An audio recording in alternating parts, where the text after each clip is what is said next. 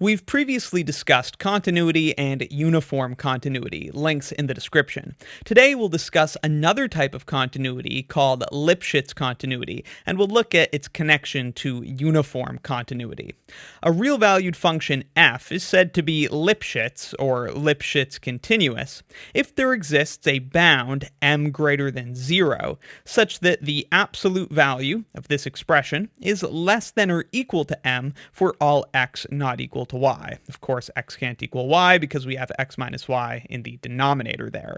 You should recognize this expression inside the absolute value bars as the slope of the line passing through the points x f of x and y f of y. We call such a line passing through 2 points of a function, you may recall, a secant line. So this is saying that a function is Lipschitz if there's a fixed bound on the slopes of all of its secant lines. No matter which secant line of the function you look at, its slope should be less than or equal to this bound if the function is Lipschitz. As usual, lines make for an easy example. The function f of x equals 2x plus 3 is Lipschitz on all of the reals, and we can verify that just by looking at this expression, the magnitude of the slope of an arbitrary secant line. Of course, in this case, the slope of an arbitrary secant line is just going to be the slope of the line. The whole function is a line. And so this turns out to be equal to 2, and so 2 would suffice as an upper bound. That would be m in the notation of the definition.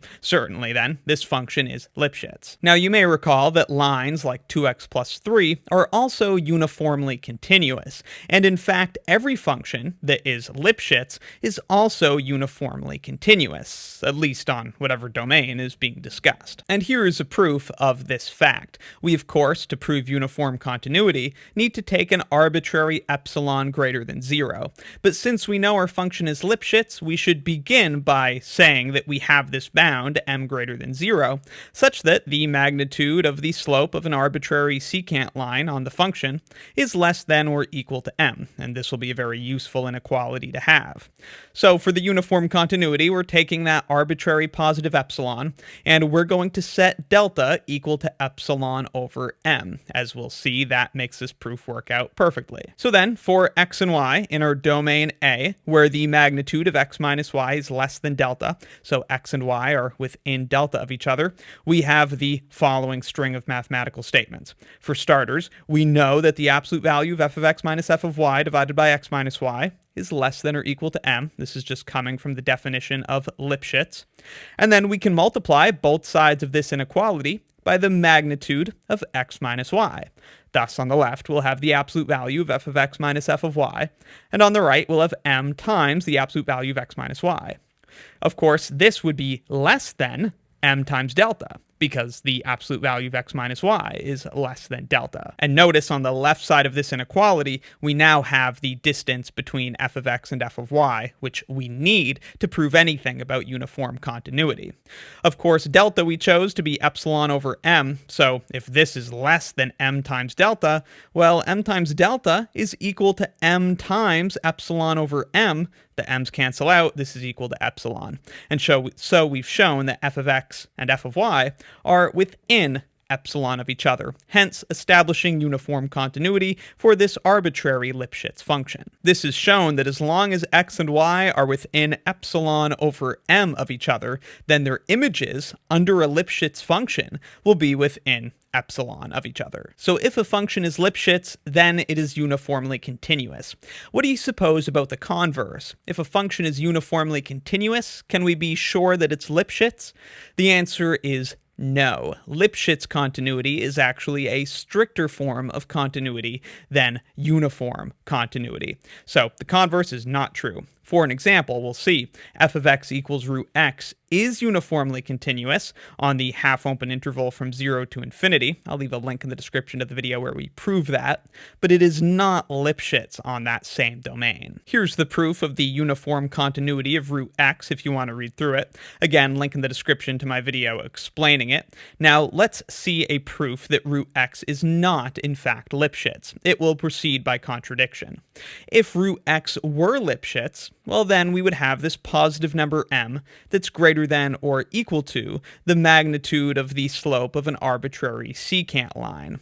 From here, we could multiply both sides by the magnitude of x minus y, thus arriving here. Then, dividing both sides of this inequality by the absolute value of the square root of x minus the square root of y, we arrive at this inequality. 1 on the left is less than or equal to m times the absolute value of x minus y divided by the absolute value of root x minus root y. Note that we know root x minus root y is not equal to 0 because we're talking about Lipschitz functions here. We are assuming x is not equal to y, otherwise this expression doesn't make sense. Now to clean up these square roots in the denominator, we're going to multiply the numerator and denominator by the conjugate, the absolute value of the square root of x plus the square root of y. So then in the numerator, this is going to be getting multiplied by this, and in the denominator, well, this is the factorization of a difference of squares. So when we multiply them together, we're just going to get the absolute value of x minus y. So there the inequality is, as described. We have the absolute value of x minus y in the denominator after multiplying those conjugates together.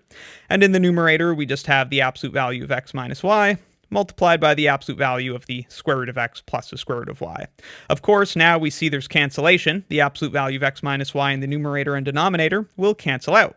And so then we're just left with 1 is less than or equal to m times the absolute value of root x plus root y. So this is supposed to hold for all x and y in the domain where x is not equal to y. But remember, the domain in question here is the half-open interval from 0 to infinity.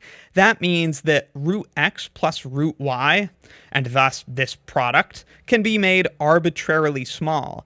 X and y can get as close to 0 as we would like them to be, so this magnitude can be as close to 0 as we like, and thus it can certainly cancel out m as much as we want it to, so this expression is not guaranteed to be greater than or equal to 1. This product is going to be arbitrarily small for the right values of x and y on the domain. Since this inequality doesn't hold for all x not equal to y in this domain, it can't be the case that the square root of x is Lipschitz on this domain, because if it were, this inequality would have to hold because it came directly from the definition. So that's a little bit about Lipschitz continuity. We see that it implies uniform continuity because it is in fact a stronger form of continuity. On the other hand, uniform continuity does not imply that a function is also Lipschitz. Let me know in the comments if you have any questions, and be sure to check out my real analysis course and real analysis exercises playlists in the description for more. If you find my videos helpful, please consider supporting what I do by joining Wrath of Math as a channel member. You can get early and exclusive access to additional videos and extra practice, and if you join at the premium tier or above, you can access the lecture notes used in my courses.